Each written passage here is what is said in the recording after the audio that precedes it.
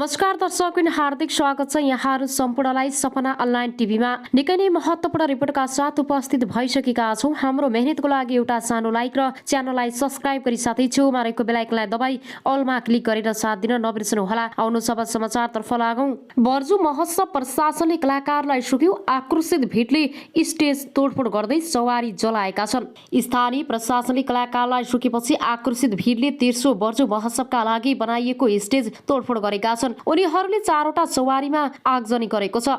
पुस 23 गतेदेखि जारी महोत्सवको अन्तिम दिन मंगलबार भोजपुरी कलाकार खेसरी लाल यादवलाई ल्याउने तयारी थियो। मंगलबार 12 बजे यादव आउने भन्दै मेला आयोजक समितिले अग्रिम टिकट बिक्री गरेको थियो। तर स्थानीय प्रशासनले आफ्नो निर्देशन विपरीत महोत्सव गरेको भन्दै कलाकार यादवलाई नआउन आग्रह गर्यो। आक्रोशित बनेको भिडले स्टेज तोडफोड गर्दै महोत्सव स्थलमा रहेको चारवटा स्कर्पियोमा आगजनी गरेको छ। स्थानीय प्रशासनले महोत्सव रोक्नका लागि यसअघि नै निर्देशन दिएको थियो। तर आयोजक बर्जु सामुदायिक विकास केन्द्र सुनसरीले मेला रोक्न अटेर गरेको थियो। महोत्सवमा अत्याधिक भिड देखाएपछि स्थानीय प्रशासनले खेसरी लाललाई महोत्सवमा जान नदिई विराटनगरको होटल एसिया टिकटमा रोकेर राखेको थियो। खेसरी लाल नपुगेपछि आक्रोशित भिडले स्टेज तोडफोड गर्दै चारवटा स्कर्पियोमा आगजनी गरेको प्रहरीले जनाएको छ। तोडफोड र आगजनीपछि बर्जु क्षेत्रको मंगलबार दिउँसो तनावग्रस्त बनेको बर्जु गाउँपालिका 6 का वडा अध्यक्ष विनोद कुमार चौधरीले बताएका छन्। अब आउनुहोस् अर्को समाचारतर्फ लागौँ। काठमाडौँमा स्मार्ट लकडाउन सम्बन्धी नयाँ आदेश जारी के गर्न पाइन्छ।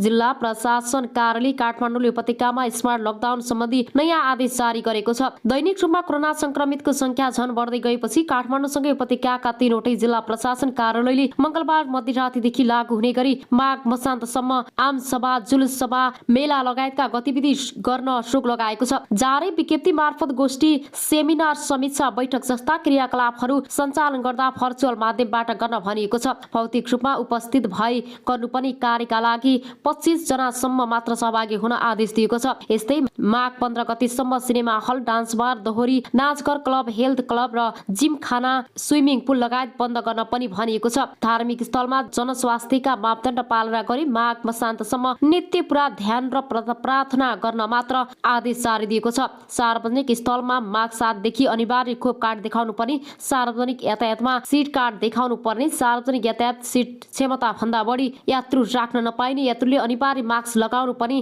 चालक र चालकहरूले मास्क र फेस सिल्ड लगाउनु पर्नेहरू लगायतका निर्णय पनि प्रशासनले गरेको छ। यसैगरी सपिङ महल 25 जना भन्दा बढी व्यक्तिलाई प्रवेश गर्न रोक, 2 मिटरको दूरी कायम, अनिवार्य मास्क लगाउनु पर्ने लगायतका निर्णय पनि बनाएको छ। अब आउनुहोस् अर्को समाचारतर्फ लागौँ। एमसीसी रोक्न प्रचण्डलाई सबैले साथ दिनुपर्छ भन्दै रवि लामिछाने पनि आएका छन्। अमेरिकी अनुदान मिलेनियम च्यालेन्ज कार्यक्रम एमसीसीका विषयमा राजनीतिक दलबीच सहमति नजुटिसकेको अवस्थामा एमसीसी पास गर्ने लागेपछि कार्यक्रम प्रस्तोता रवि लामिछाने देउबा र केपी प्रति आक्रोशित भएका छन्। प्रधानमन्त्री तथा नेपाली कांग्रेसका सभापति शेरबहादुर देउबाले सत्ता पक्षमा रही असहमतिका बावजुद पनि एमसीसी महासंसदमा पेश गर्न आदेश दिएका छन्। सरकारको नेतृत्व गर्ने मुख्य दल नेपाली कांग्रेस एमसीसीका विषयमा सकारात्मक छ भने माओवादी केन्द्र र नेकपा एकीकृत समाजवादी सहित जसपाले अझै पनि सकारात्मक हुने संकेत देखाएका छैनन्। ती दल एमसीसीमा केही संशोधन गर्नुपर्ने पक्ष देखिएका छन्। निकै बहसको विषय भएको एमसीसी बिना संशोधन पास गर्न लाग्दा अहिले देशभर विरोध भइरहेको छ भने सत्तारूढ दलभित्र नै समस्या उत्पन्न भएको छ। एमसीसी पेश भए निकै चुनौती पछि बनेको गठबन्धन सरकार छोड्ने तयारीमा प्रचण्ड र माधव छन्। आम निर्वाचन 2074 मा नेकपा एमाले र नेकपा माओवादी केन्द्र बीच चुनावी गठबन्धन भएको थियो। यो गठबन्धनले स्पष्ट बहुमत ल्याएको थियो। त्यति बेलाको दुई कम्युनिस्ट पार्टीले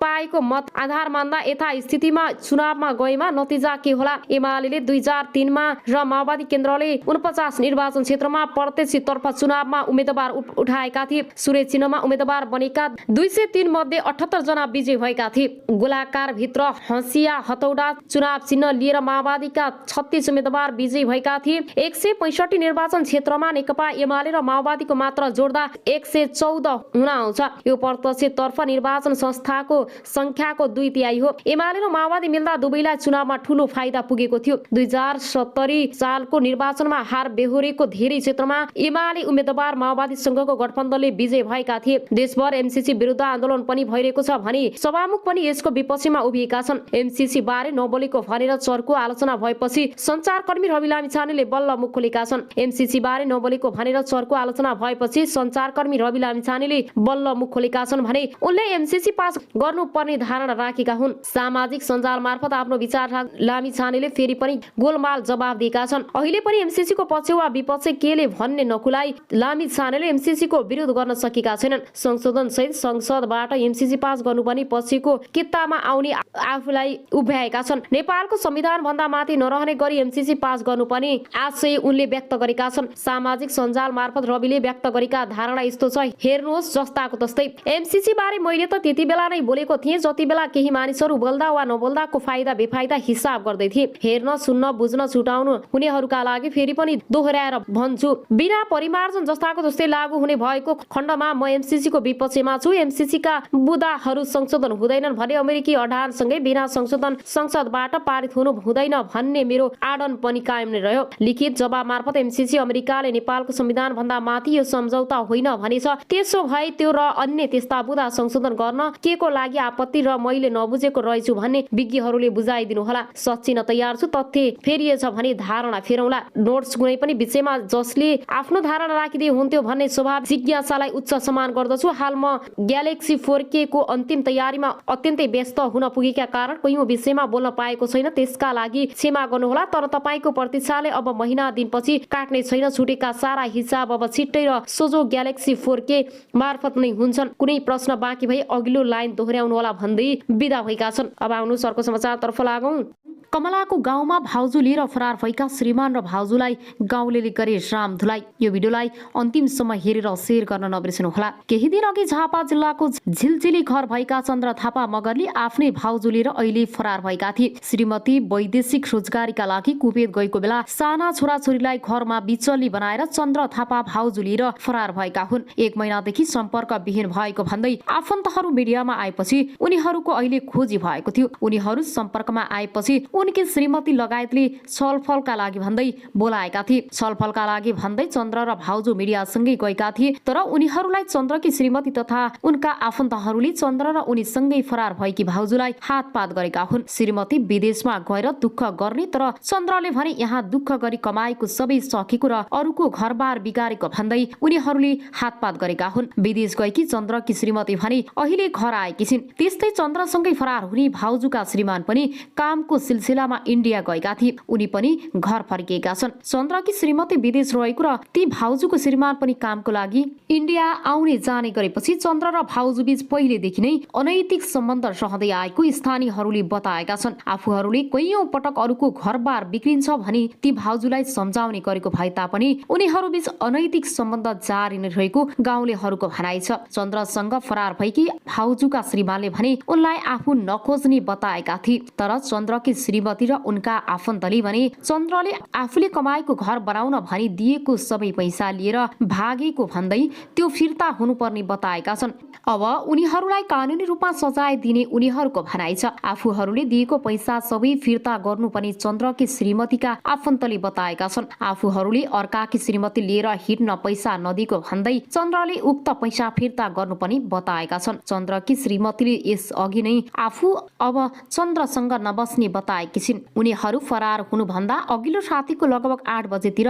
देवर चन्द्र र भाउजूलाई सँगै हात उनीहरूले समातेका थिए। चन्द्रले कट्टु मात्र लगाएको र भाउजू पेटीकोट मात्र लगाएको अवस्थामा दुवैलाई एउटै ओछ्यानमा उनीहरूलाई भेटेका थिए। पहिलोदेखि नै देवर भाउजूको अनैतिक सम्बन्धको कुरा गाउँ घरमा फैलिएपछि सबैले उनीहरूलाई निगरानीमा राखेको छिमेकीहरूले बताएका थिए। देवर र भाउजूलाई एउटै ओछ्यानमा भेटिसकेपछि चन्द्रले गल्ती भयो, एक पटकलाई माफी दिनु भनेको स्थानीयको भनाइ थियो। तर बिहान उज्यालो भएपछि भने उक्त कुरा सम्पूर्ण गाउँभरि फैलिएपछि उनीहरू फरार भएका थिए। अब आउनुहोस् अर्को समाचारतर्फ लागौं।